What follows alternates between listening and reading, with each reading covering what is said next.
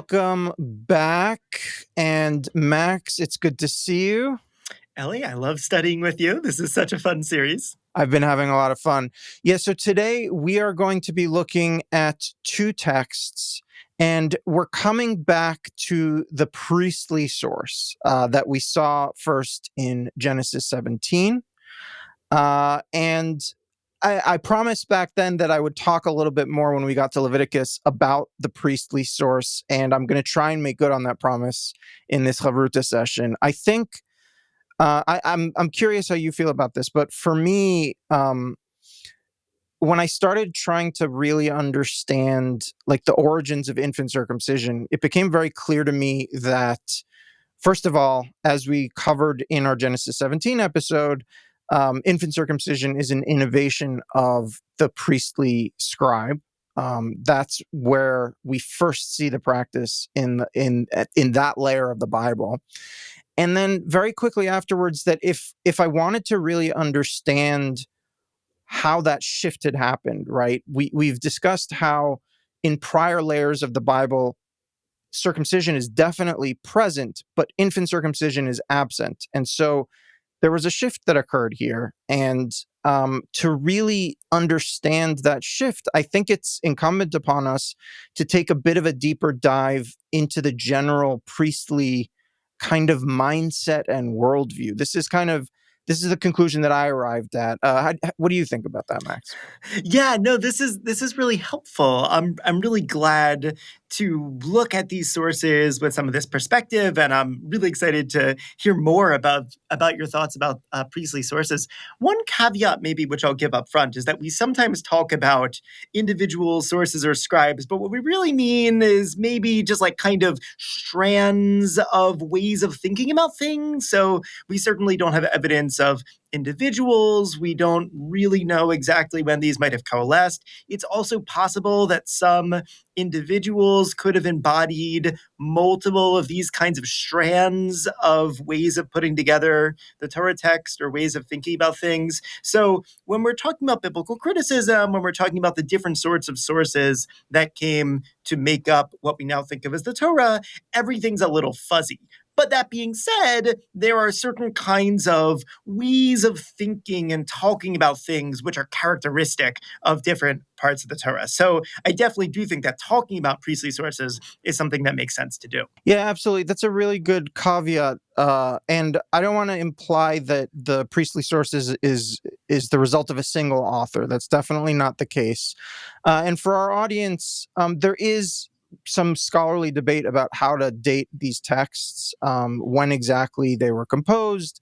The kind of range we're talking about is kind of late First Temple period. That would be sort of the earliest in the kind of scholarly discourse on this subject. And then the latest one might date this. Some people put it late in the Persian period, so we're talking about quite a wide historical window here. But the important thing for our purposes, again, from the perspective of trying to locate the shift from circumcision being a practice that we hear about with adults to being a practice that's done on infants, is that those texts in which infant circumcision appear, the last text that we discussed maybe as an exception, but everything about the last text that we discussed in Exodus 4 is exceptional. So I'm putting that in brackets, and I'm admitting that up front. But generally speaking, the infant circumcision texts are all priestly texts. And I also want to call out that I'm deeply indebted to the scholarship of a number of scholars who have written on this. Leanne Feldman is one of them. David Burnett is another. And then finally, Adi Ophir and Yishai Rosen-Tzvi, who have really brought a kind of philosophical framing to the priestly worldview that I'll be relying on when I talk about that today. Yeah, good. That's really helpful. And I think this idea of the priestly worldview is really helpful for approaching some of these texts. So one thing to look out for is what sorts of concepts are being invoked. How are people kind of making sense of what makes for the Israelite people, or what kinds of interactions are there with God? These are the sorts of questions that we want to be asking if we want to think about different sources, priestly sources among them. Absolutely. And let's jump into our first text here, and we're going to do it We're going to do it a little differently today. I'm going to read from Leanne Feldman's translation from her wonderful book that recently came out, The Consuming Fire, The Complete Priestly Source from Creation to the Promised Land. As a translator myself, I really love the choices that she's made in this translation, even though some of them may be controversial. And let's dive in. Before we read the actual text, Max, if you could give just a little bit of context for our viewers as to where in the Exodus narrative we are right now. We'll be reading from Exodus 12:43 to 50 for our first text. So where we are in the narrative is this is right at the beginning of the Exodus part of the Exodus story, right? So the Israelites are just about to leave Egypt, and they're getting instructions for the Passover offering, right? How they're supposed to do the first Passover. And then they're going to get instructions as well about the Passover offering and how to do Passover for the future, right? So there's this shift from the first Passover to future Passovers. And that's where we're going to be picking up with the instructions that are supposed to be for future years. And this is an important part of the Torah because this is around where we get some of the first commandments, some of the first mitzvot in the way that we have the Torah organized now. Not saying these are necessarily the oldest, but in the sort of ordering of books, of texts that we have in our Torah, these are the first sort of regular commandments that appear where, God through Moses is giving instructions to the people that are supposed to apply to the people, beyond a specific circumstance. Wonderful. So let's jump in. Exodus 12:43. All right. Vayomer Adonai el Moshe v'Aharon, zot chukat ha'pasach, kol ben nechar lo yochal bo. Yahweh said to Moses and to Aaron, "This is the regulation for the Passover. No foreigner may eat it. V'chol eved ish miknat kasef, umalta oto az yochal bo. But any slave a man has purchased, you must first circumcise him, and then he may eat it. Toshav v'sachir lo yochal bo. No immigrant laborer or hired laborer may eat it. Bevayit echad yeachel, lo totzi min habayit min habasar chutza, ve'etzem lo tishperuvo. In one house it must be eaten. You cannot take any meat outside the house, and you may not break its bones." Kol adat Yisrael ya'asu oto. The entire Israelite community will do this. And before we finish reading this, I just want to again point out to our viewers, we're clearly in a priestly text here. The repetitive style that we talked about in Genesis 17 is very much in effect here. And it just sort of pops out at you, right? Like it's clearly written by the same person who wrote Genesis 17. One thing I'll note as well is, I mentioned a moment ago, this sort of shift from the sort of present day in the time of the story instructions for the first Passover to the sort of law of Passover offerings for the future. And that is a sort of priestly insertion in the narrative that would make sense, right? If you're trying to think about maybe how to put together some of these different texts that you have, and you want to make sure that you get in the Passover offering for all time, it kind of makes sense. You might want to put it right after the original Passover to sort of build on that. Right. And I should correct what I said before, because it's not the same person, but it's the same style, right? So it's being written in the same kind of voice that we saw in Genesis 17, and very different from what we saw in Genesis 34, and very different also, of course, from what we saw in Exodus 4. Although we'll want to flag and discuss sorts of similarities and differences with Exodus 34. So there's more to say about that. So picking up at verse 48, V'chi yagor itecha ger, v'asa fesach l'Adonai, himol lo kol zachar, v'az yikrav la'asoto, v'haya ke'ezrach ha'aretz, v'chol arel lo yochal bo. If an immigrant who lives among you wants to offer a Passover to Yahweh, all his men must be circumcised, and then he may approach to offer it.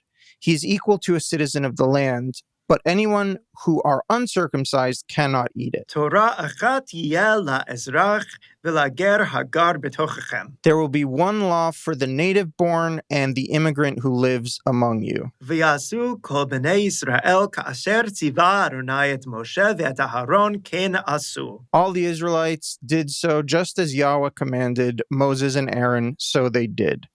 Now, this is like a really, really interesting part here, and Leanne Feldman translates the word ger as immigrant, which I think is a very interesting translation. The word ger is fraught. So when we say, who are we talking about in 48 and 49? We're talking about these people who are clearly not Israelites, right? If you grew up like I did in the Orthodox world, you read the word ger, and the immediate association is with a convert. Ger is a convert because actually what happened was the rabbis came with the concept of conversion that they had inherited from someone who came hundreds of years after this text was composed, and they retrojected their concept of conversion back into in the biblical word ger right here. Mm-hmm. So, but if you grow up in sort of rabbinic Orthodox or any kind of rabbinic Judaism, like post-rabbis, you hear the word ger, you think convert. But it is absolutely clear, and I think Leanne Feldman is correct to not translate ger as convert, because whoever wrote this text had no concept of conversion. Conversion as a concept in the Jewish tradition, in the Jewish religion, had not been invented when this text was written. And so it's very clear from the simple meaning of this text that we're talking about non-Israelites who maybe want to participate in the Passover sacrifice, which is one of the most important sacrifices that Israelites bring. And the priestly source is saying they can do that as long as they are circumcised. This is fascinating, Max. Yeah, and one other sort of resonance in the Torah for the word ger, right, is Avraham saying that he's a ger toshav, right, a sort of sojourner, a sort of wanderer, right? And we maybe have a similar sense here, right, of someone who, might be from some sort of people, but is living in a different sort of land. And one thing which we'll want to get into more, right, is what sort of status exactly do they have? So it's not conversion in the sense that we think of conversion now, but is it joining the Israelite people in a sense? I think you and I are going to disagree with that, perhaps. Disagree on that point, perhaps, Ellie. So here, there's a number of things going on here that I think are worth flagging. The first is, and this is a place in which the practice of circumcision and Israelite identity either intersect or don't intersect. But the thing I want to start with is by drawing a contrast between what we're seeing in this passage here, the concept that the priestly source is employing of what circumcision is vis-a-vis Israelite identity here, and contrast it with what we saw in Genesis 34. Because I think at the very least we can start by saying that this text and Genesis 34 are at odds in their understanding of the significance of circumcision for national identity. Yeah, how do you mean that, Ellie? I'm not sure I agree. So let's just try to go through this a little, right? So in both this text and in Genesis 34, we have an idea that being circumcised, and indeed maybe even a whole group of people being circumcised, allows for some sort of mixing, some sort of shared endeavor with the Israelites, right? Where in Genesis 34, that's still just kind of the descendants of Abraham. And here we have the Israelites sort of as a people more so. And so there the idea is a sort of intermarrying, a sort of like sharing property and maybe like becoming one people. Here there's the idea of performing the sacrifice together. And there's this idea, right, that there's one law for everyone in verse 49.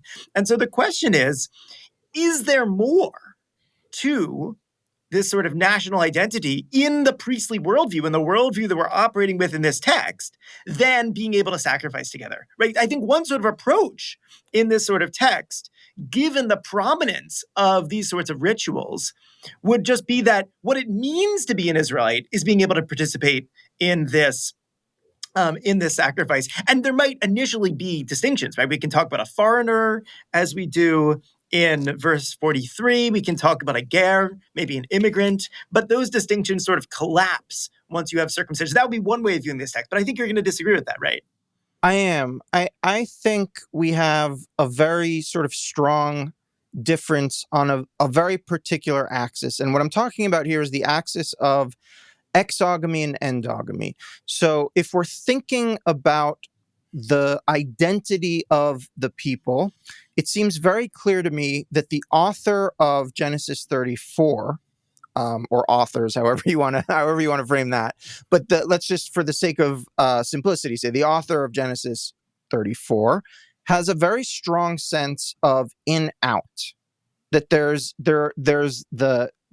whoever is married to the children of Jacob, and there's people outside, and maybe circumcision in that text can be employed as a way of uniting these people, and they literally say into one nation in that text, right?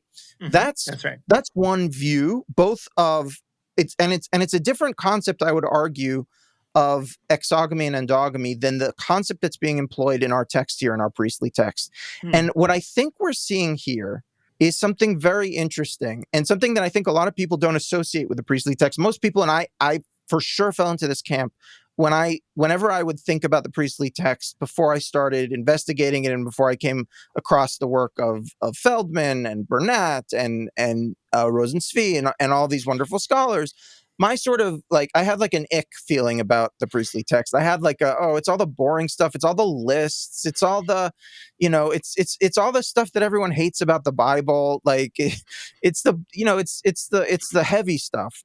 But I've come to start to appreciate different things about the priestly text, and this particular thing was kind of my entry point in here. Also, Christine Hayes is another scholar that I should give credit to, who really opened my eyes about this.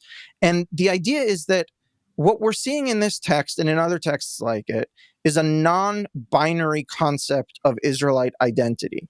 I think Genesis 34 is operating off of a pretty binary concept, in which the Hmm. problem to be solved, if you want to marry into the children of Jacob, the problem to be solved is, well, then we all need to be the same. So, like, we need to go from being 0 to 1, and to go from being 0 to 1 means you guys have to circumcise yourselves, and then we can be one nation. I think the concept here is this non-binary kind of spectrum of Israelite identity, which has to do with proximity to Israelite ritual. And so they take for granted that there are these other categories of people who are going to be living with you, and they go Hmm. out of their way to have this slogan that repeats also in Numbers and in other Hmm. passages. There will Yeah. be one law for the native born and the immigrant who lives among you, which, by the way, is a very progressive concept. Yeah. One that I think the contemporary state of Israel is not living up to in any way. No, but the point being that they take for granted that there are these other kinds of people who are not necessarily Israelite. And the thing that they're concerned about is not how do we all become one people, but it's, again, and this, I want to come back to this in more detail in a little bit, but it's how do we manage a situation in which there are non-Israelites who may want to participate in this thing, but we need to manage the sort of metaphysical implications of Hmm. that, in Yeah. terms of how we protect ourselves from the divine wrath, and from basically inadvertent defilement, or Yeah. desacralization. And Mhm. that, to me, seems to be what's going on here. Yeah, no, that's a fantastic point. Thanks so much for explaining that, Ellie. I mean, I'm reasonably convinced, right, that we don't have a sort of identity binary or nation binary, the same sort of in and out that mentality that we seem to have in Genesis 34. But what I wonder about is if there's still a different sort of binary. Maybe there's just a circumcision binary, which doesn't have the same implications as the sort of group or national binary, but still is very much a binary that matters as a sort of status question. And it's, is someone circumcised or not, which then determines whether they can participate in this ritual, the Passover offering. But one thing which we don't know, right, is what sort of status foreigners or Gerim who were circumcised might have had in other sorts of societal practices in this sort of priestly worldview. Yeah, I mean, we have a hint by the slogan, there will be one law for the native born and the immigrant who lives among you. Yeah. That to me is a hint that there was a sort of, and again, that's a phrase that's repeated like a political slogan throughout the rest of the Bible, which leads me to believe that, and again, who knows if this was ever implemented, who knows how it was, put into practice. Maybe it's evidence that there were other kinds of prevailing political forces that wanted to treat these people differently. Like, all of this is speculation. But I do think that it is a hint, at least from the perspective of this text, of the priestly source, that, these are people who basically ought to be treated as equals because they're living with us. And again, I will try, as we move to our next text, I will try and make this case even stronger. But I think that the concern here is not with monitoring identity, but it's literally monitoring divine wrath. It's monitoring like the dangers of engaging with divine things in ways that we shouldn't, almost like an alchemical, like proto-scientific perspective of, well, if the wrong kind of person, if like a foreskinned person engages with this thing, that's dangerous physically to everybody involved. Not so much as, oh, it's a club that they don't belong to. Yeah, and one thing to note here as well is that we can't tell that much about that sort of implication from this text. But one of the things which we possibly gain from thinking that there's a sort of priestly source or sources or strand of thinking is being able to assemble texts together and then use them to interpret each other. Right? So that's an assumption that we're making, but it's a potentially very important assumption, one that can really shed a lot of light on different passages and provide much needed context. Exactly on that note, I'd like to dive a little bit more deeply into what is this priestly worldview that we're talking about. So we just got a sort of sense of, they had this political slogan, which was rather progressive, of sort of being inclusive of other people, even in the most sort of Israelite of Israelite rituals, the Passover sacrifice. But let's talk a little bit about, like, how did they see the world? When I talk about managing divine wrath, what am I talking about?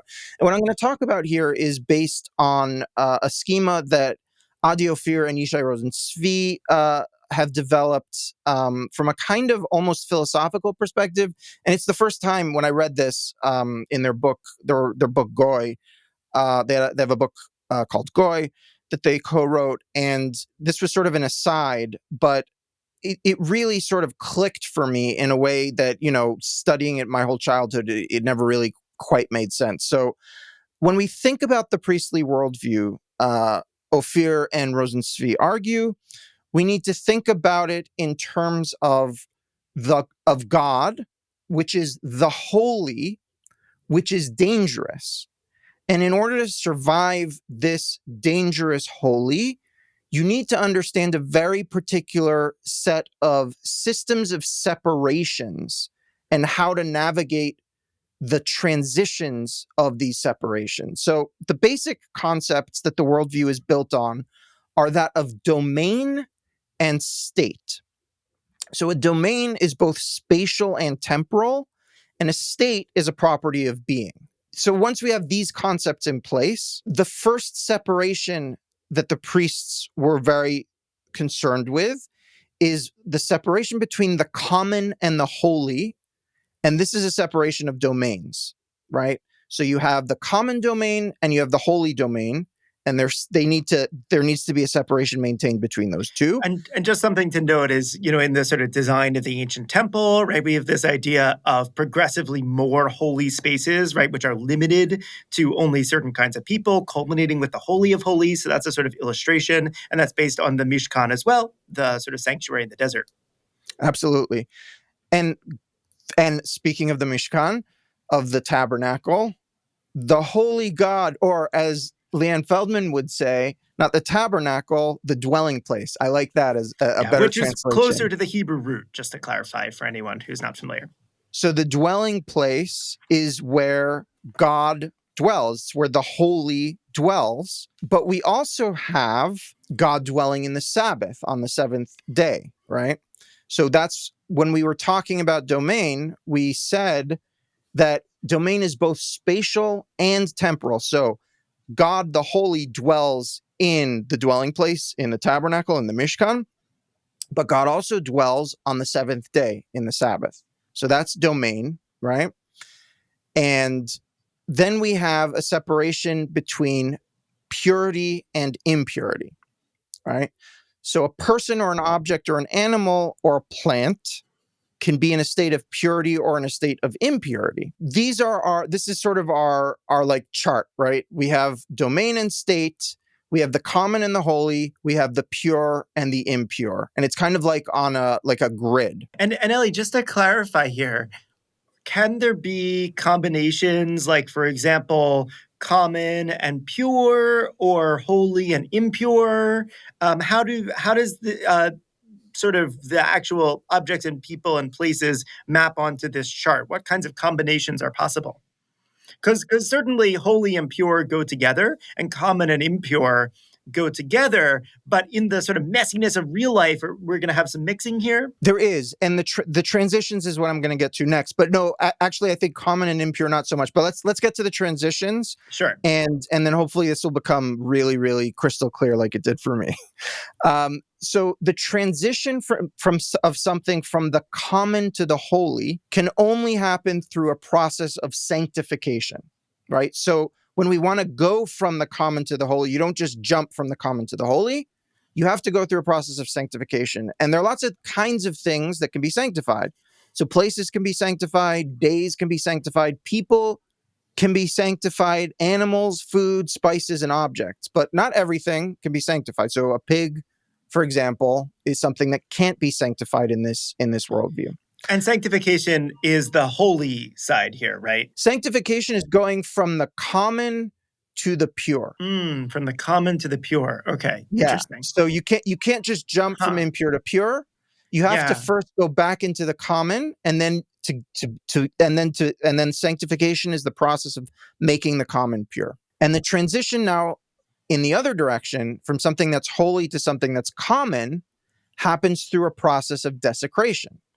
So you can desecrate the temple or you can desecrate the Sabbath. And the transition of something from pure to impure is called defilement.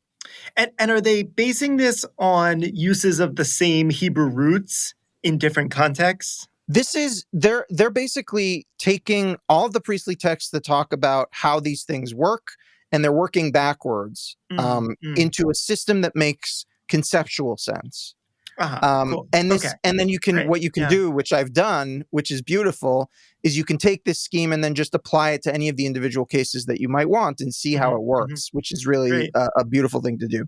So purity, in philosophical terms, would be a necessary but not a sufficient condition for dwelling in the holy. And defilement would be a sufficient but not a necessary condition for moving back to the domain of the common. That makes sense? Yeah, that's really interesting. Yeah. And then here's the kicker. If the pure is defiled in the presence of the holy, a chemical reaction occurs and the object or the person disintegrates. If the pure is defiled in the presence of the holy, there's some kind of destruction. Whoa. And the obvious example here is Nadab and Abihu, I assume, strange fire. They're in the presence of the holy, right? And they are defiling the pure.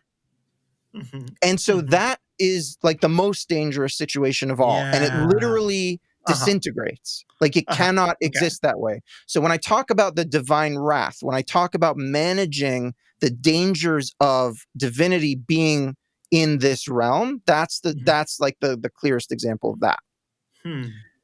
So the impure in this scheme then is the other of God and cannot persist in God's presence, right? So the Holy Land will banish its inhabitants who defile it.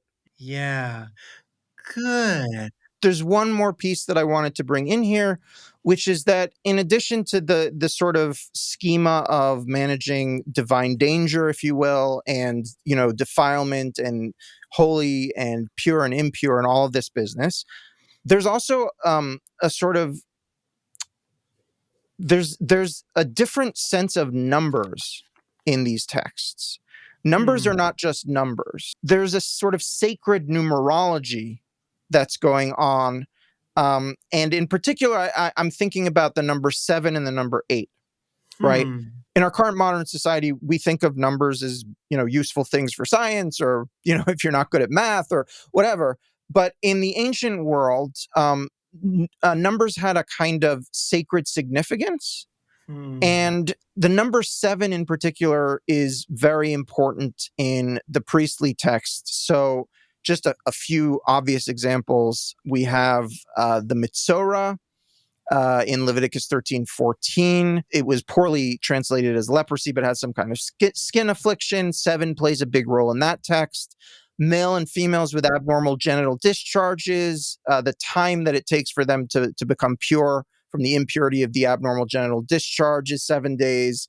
The Nazirite affected by corpse contamination, that's also a 7-day thing. The high priest's ordination ceremony, Sukkot, the holiday of Sukkot. So 7 is like this really important number in the priestly kind of worldview also, and it's a sacred number that sort of circumscribes a time of impurity, or if we're going to use our new language, a time in which the impure goes from being impure to being common again, right? So the transition period seems to be, not for everything, but for a lot of things, that if you want something to go from being impure to being common, the time period is about 7 days. Yeah, and in our first text here for today, we don't have any numbers, but this is going to be something that's important for a sort of priestly worldview in general. So it's something we'll want to keep track of. One more point I did want to raise about this first text, though, is just to be clear, though, although we were saying that some of these questions of national identity or group identity are less important in this one than perhaps in Genesis 34 or other texts. In verse 48, we do have this idea that someone can become a citizen, an ezrach, however we want to translate that, by undergoing circumcision. And also, just to be clear, we have this idea that someone who's going to partake doesn't just have to themselves become circumcised, but also himo lo chol zachar, that anyone sort of under one's control in some way also has to be circumcised. So there's already these group dynamics, not only with the sort of society as a whole, but also with individuals who want to have a different role in this society. The other individuals who are sort of affiliated with them, circumcision matters for as well. I'm going to be a little persnickety here and say the verse says "V'haya ke'ezrach haaretz," and that he's not actually becoming a citizen; he's becoming like a citizen of the land, and that this is not that again that from the priestly worldview, they don't care that he's not actually part of the nation. It's really about managing the danger of this particular ritual. Sure.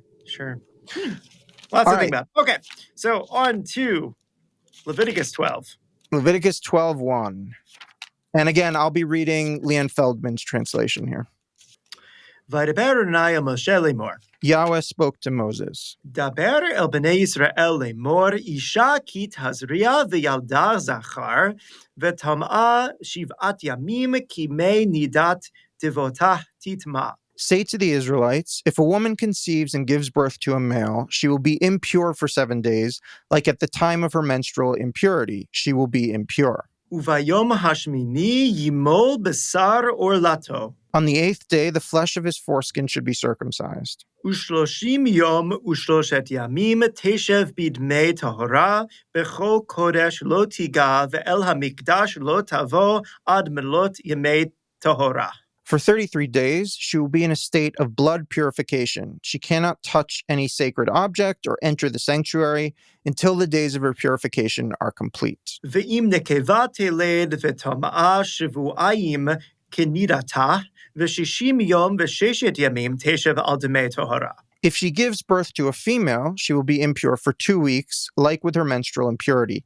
Then for 66 days, she will be in a state of blood purification. ובמלאת ימי טהרה לבין עולבה תביא כבש בין שנתו לעולה ובין יונה או תור לחטאת אל פתח אוהל המועד אל הכהן. When the time of her blood purification for either a son or a daughter is complete, she should bring a year-old lamb as a burnt offering and a pigeon or a turtle dove as a decontamination offering to the entrance of the meeting tent to the priest. והקריבו לפני אדוני וכיפר עליה וטהרה ממקור דמיה זאת תורת היולדת לזכר או לנקבה. He should offer it in front of Yahweh to effect purification on her behalf. Then she will be pure from her blood flow. This is the instruction for one who bears a child, whether male or female. All right, lots to talk about here. Yeah, this is really interesting, right? And so also we're going to sort of see how well the schema that you were just talking about some of this priestly worldview holds up in this text, where the concerns are more explicitly about purity, about sanctification, and those sorts of concepts. Yeah, absolutely. And I'll just state my theory here, my theory of the matter. I think this fits perfectly into the schema that I mentioned above. My understanding from this text is that in the priestly worldview, birth blood conveys impurity in the same way that menstrual blood does. So a baby is born into impurity. In order for the baby to move from impurity to the common, from the impure to the common, which is what we said has to happen before sanctification can happen, that's a period of 7 days. We talked about the magic number 7. So the baby goes from impure to common over the course of 7 days. What is the first opportunity to sanctify the baby to go from the common to the pure? That is the 8th day. So circumcision happens on the 8th day, and then that person is available to interact with the holy, to be engaged, as is the job of all Israelites, and depending on whether they're a priest, a Levite, or just an ordinary Israelite, at different levels. So I think it fits very well. And for me, this is the reason why we have infant circumcision. It's not that there's something special about day 8. It's that there are 7 days of impurity, and we need to go from the impure to the common before we can sanctify the body. And then on the 8th day, which is literally the first opportunity, and that's an infant on the 8th day. So that's my sort of sense of what's going on here. So one thing to note here is that there's a couple different kinds of impurity or something like it in play in this passage. So first, we have what's presented as sort of unqualified impurity, and that's the first 7 days, right? And then we have this sort of state of blood purification, whatever exactly this is, or however exactly we want to translate it. And that's what lasts 33 or 66 days, right? So on the 8th day, then, is just after the mother's sort of standard impurity ends. But there's a sort of problem in this passage, right?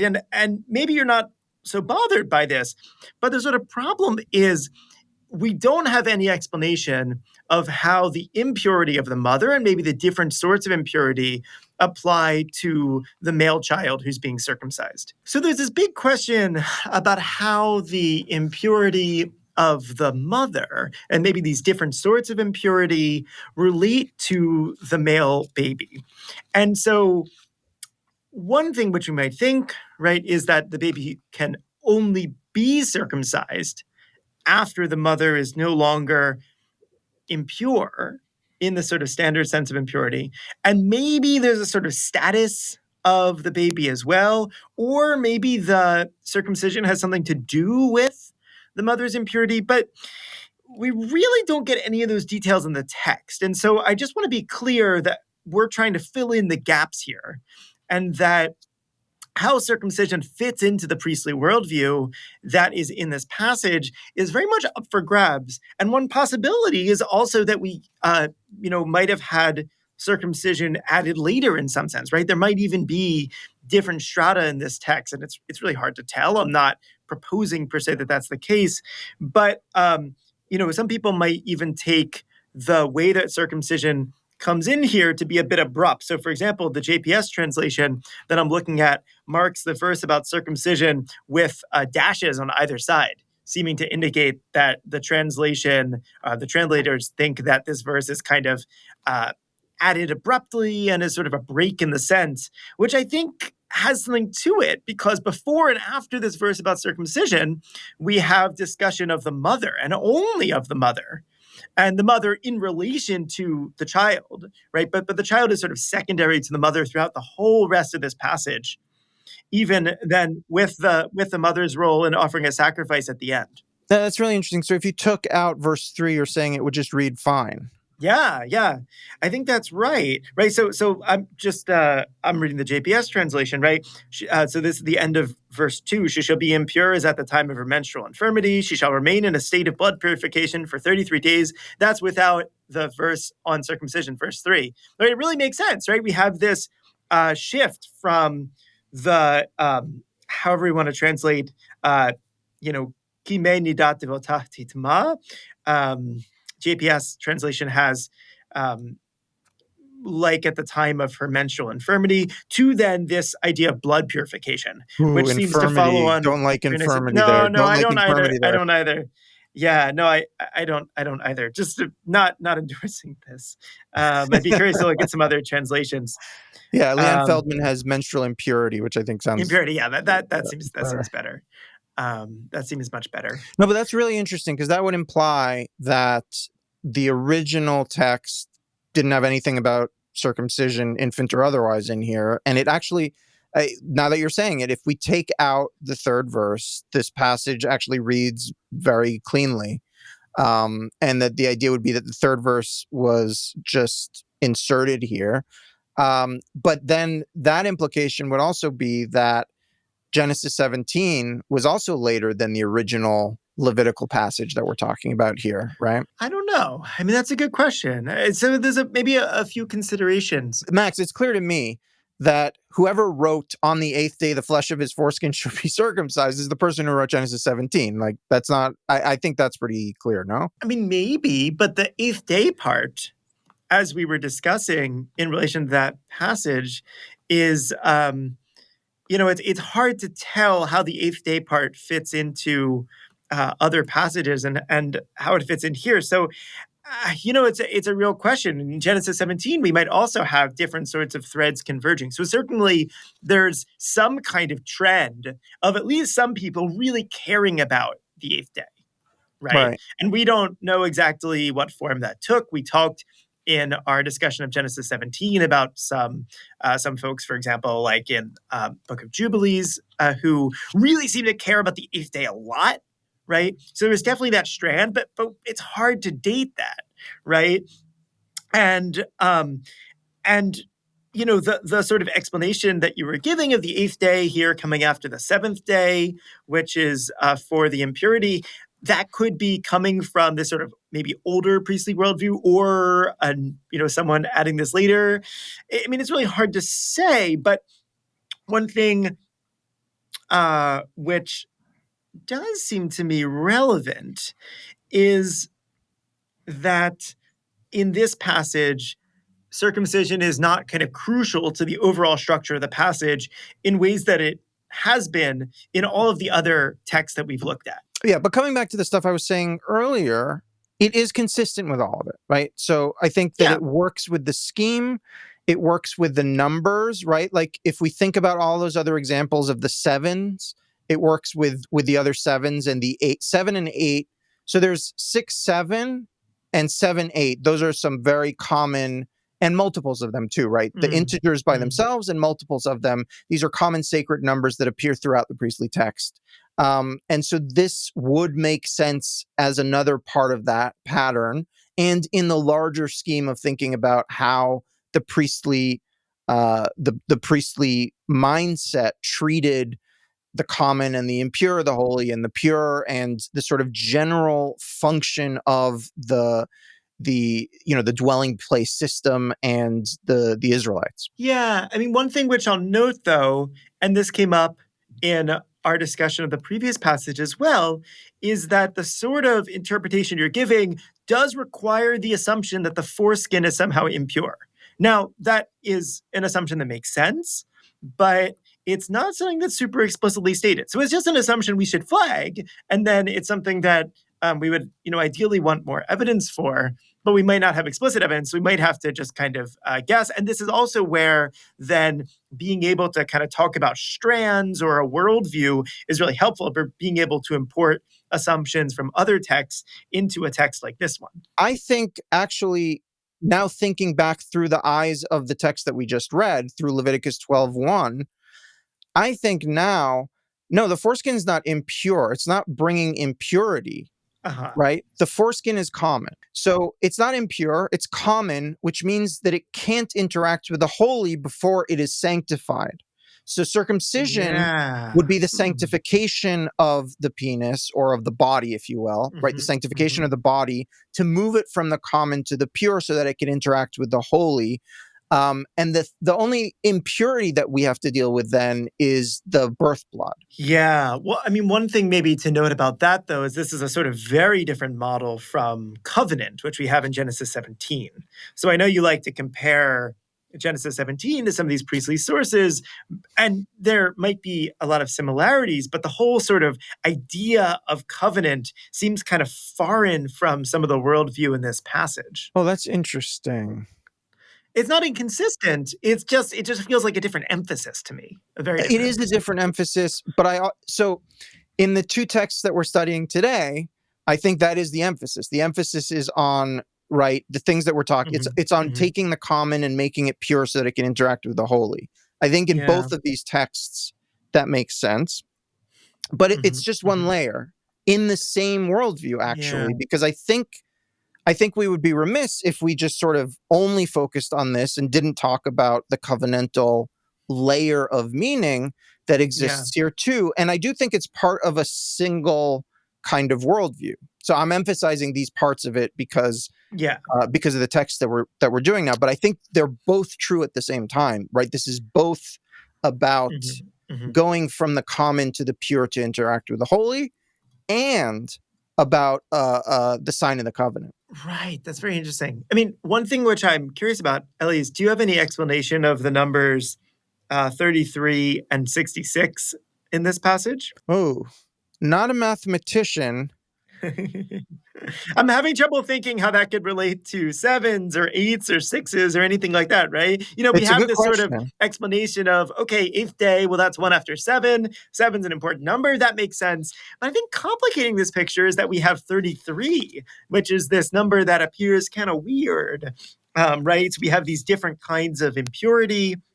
We have this sort of unqualified impurity, which lasts for 7 days for a male and 14 days or 2 weeks for a female. And then this sort of different kind of impurity, which lasts for 33 days, where the mother can't touch holy objects, and 33 days for a male, or 66 for a female child. And then after that full period of 33 or 66, right, we have this sort of offering, actually two sorts of offerings that the mother brings to God. And maybe there's a sort of covenantal sense here, although it's sort of not using the language of covenant, but depends on your sort of view also of how sacrifices fit in here to the sort of worldview. And I mean, it should not go unmentioned that this is just, there seems to be something very, very nasty and patriarchal going on here, right? Something very sexist in the sense that the impurity lasts longer for a female birth than for a male birth. And that's never explained, right? It's just... No, we have no idea why. I mean, this is sort of one of the big puzzles in the sort of what we might call a priestly worldview. As you know, I've never seen an explanation of this that I found satisfying, although there might well be good explanations out there. I don't know why female blood is, and this comes back to something that Lawrence Hoffman has talked about, we'll be talking about in the future when we talk a little bit more about when the significance and the meaning of circumcision shifted to the blood of the circumcision. But like, where why is female blood why does female blood lead to longer impurity than male blood? What is that about? Why are you impure for literally double the time if you have a girl than if you have a boy? Yeah, I mean, so one possibility, which maybe builds on some of your interpretation earlier, Ellie, would be that circumcision has a role to play here. That's one possibility. That circumcision somehow helps mitigate the time of impurity. It's unclear exactly how it would do that, but that's certainly possible. And another possibility is, if there was a sort of connection, right, between menstrual blood and impurity in general. If menstrual blood was seen as somehow more impure or liable to cause impurity than other sorts of blood, we don't really know. But one thing that is also really important here is that we have no indication that blood is related to circumcision. We have a lot of discussion of impurity in this passage, but all that's said is that the flesh of the child's foreskin should be circumcised, not that that blood is related to circumcision. Right. And there is no, at this point in history, this will happen later. But at this point, the blood of the circumcision is not it's not something anyone cares about. It's not something anyone cares about in any of the texts we did today or in Genesis 17, the blood of the circumcision Right, itself. right. But it is in Exodus 4. So it's, if Exodus 4, especially if we think it might be an older text, it's possible that there are these sort of different strands of interpretation. And the emphasis on the blood of circumcision in later rabbinic tradition has not come about yet. But it's possible that there are competing conceptions of what about circumcision actually matters at this time. And maybe some of these priestly sources are staking out one kind of claim, maybe that the foreskin is related to commonness or to impurity, whereas other people might have placed more emphasis on blood with circumcision. Max, as always, we end with more questions than answers. Certainly. It's a good chevruta when we do that. Thank you so much for joining me on this journey, and until next time. Yeah, I really appreciated learning about this schema of, maybe how to think about the priestly worldview. Definitely something I'm going to be pondering more as I look at various texts from the Torah.